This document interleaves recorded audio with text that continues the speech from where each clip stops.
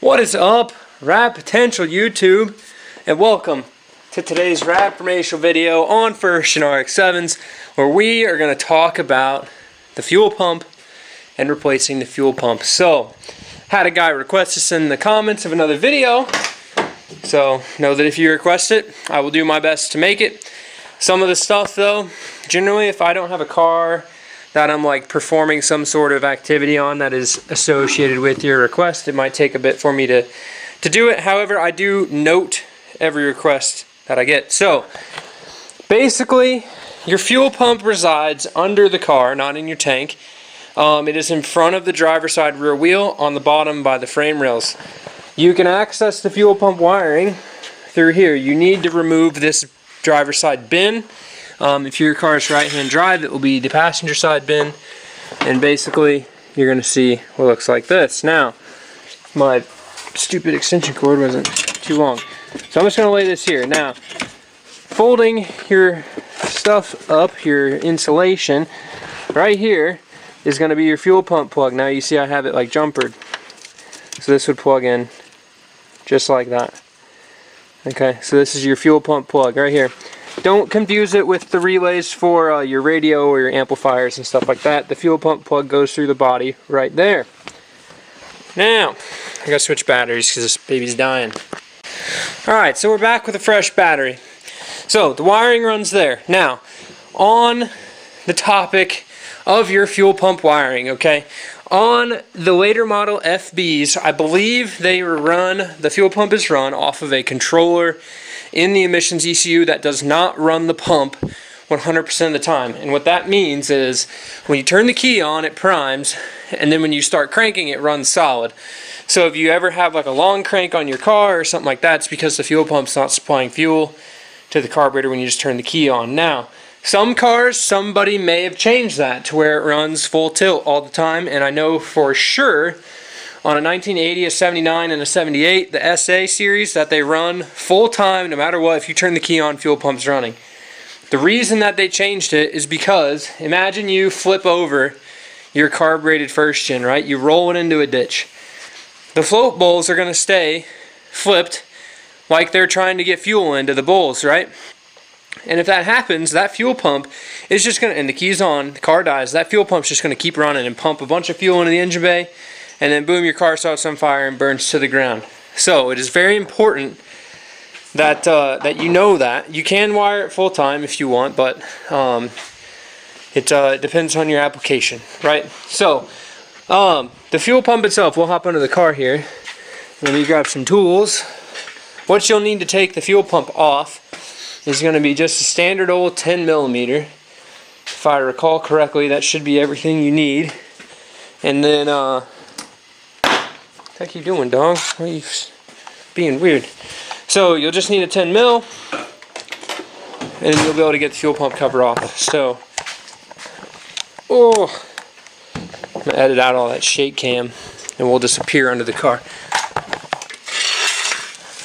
Alright, so, down here, right here, is your fuel pump tray. Now, Mazda is a super genius, and they made this so easy for you. So basically, this tray right here, this nice big metal tray, driver's side under the car, is held on with some 10 mils.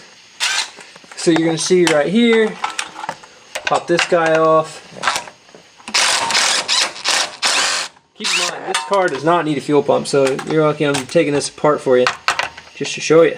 That's what we do here in Rad informational videos. So you got those two 10 mils to take out, and then there's a stud further back. So those two are on the front, blocking all the light. Alright, so those two right here and right here. Then there's a stud up here under your fuel filter. And this whole tray will come down, fuel filter and all. Okay? So you can see this is all loose and stuff right here. Alright, so let's go ahead. Where's that other 10?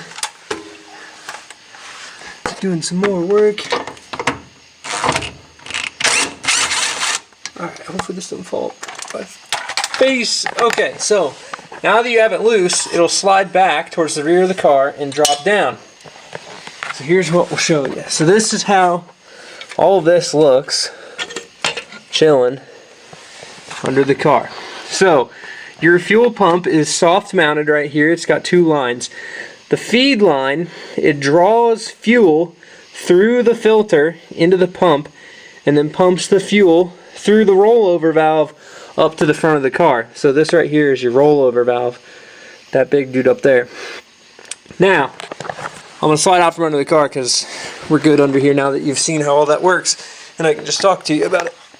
So on a GSLSE, the fuel pump is a little bit different, and I'll show you that fuel pump over here. On an SA and a regular carbureted FB like this, the fuel pump looks like that one, and on an SE, this right here is what your fuel pump looks like. Notice, big, huge pulsation dampener, the whole deal. Now, you might ask, why is that? If you don't know too much about GSLSEs, well, a GSLSE is fuel injected, so it has to have a bigger pump. A GSLSE also has a 1/2 inch feed line coming from the tank for the fuel pump. So you're going to see this feed line's huge right there, right? And it has a 3/8 return. This car has a 3/8 feed line and a 5/16 return. So keep that in mind. A GSLSE fuel tank is a lot more desirable for a first-gen RX7 build because the feed line's bigger. You can suck more fuel out of it, right? And it has a baffle built around the sump for the fuel pump, so you get a little bit better, like less fuel slosh in a racing application. So moving up to the front here, just stock Nicky stuff. The return line is the one closer to the middle of the car. The feed line is the one further to the right. You're going to see this one, the feed line's actually way down here to the bottom, and that is because this one was rusty, so I cut it off and replaced it, so it's just rubber from down there. On your Nicky, the feed line's the big one, the return line's the small one. Now, moving to aftermarket fuel pumps, right? Different setups that you may find on a car, because a lot of these have been modified where the pump has been replaced. So, what I did on my silver car is I took the aftermarket pump and I mounted it to the frame rail, and then I used that cover to basically cover it up, and I still mounted the filter to the stock mount. You can get stock replacement fuel pumps for these still that'll mount in just like that one. I know if you run a Carter pump, which is a bigger one, you may have to mount it to the frame rail, and if I can find a picture of how I had mine mounted, I'll post it, but I might not be able to find a picture of it. That was a long time ago. But basically, I took the whole fuel pump, everything, rollover valve, the whole assembly off, mounted the pump there, hooked it up, it ran full voltage the whole time, no return, just deadheaded into my Weber, and that's how that one was done. So you need to make sure too, when you're doing an aftermarket fuel pump, that you have it set up and you choose the right pump for your application. So Holley carbs, like a little bit higher pressure, a little bit less flow, so 7 psi-ish.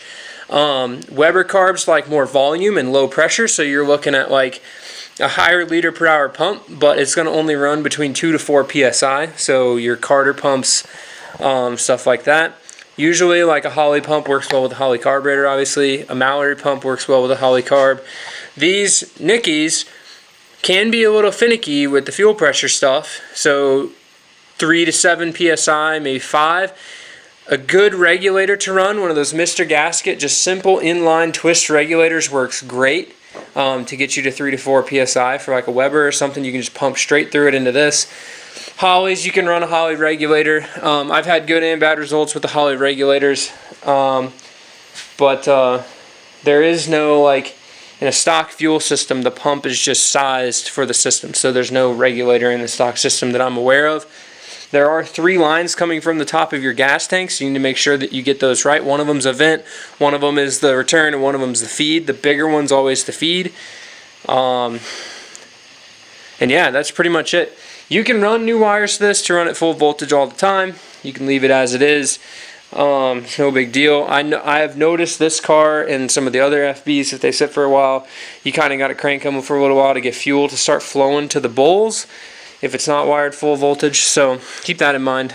But yeah, that's the 411 on your RX7 fuel pump. That's where it is. You can find OEM replacements. Super easy to hook up. Take the bin off, pop the plate, good to go. So thanks for watching. As always, comment down below if you want to learn more about first-gen RX7s or you want me to try to teach you something. I can. And if it's something I've never done before, well, I'll figure it out and let you know how to do it. So thank you for watching, and subscribe if you want to see some more stuff. And we're getting real close to 1,000 subs, so thank you guys for all your support. Keep it rad.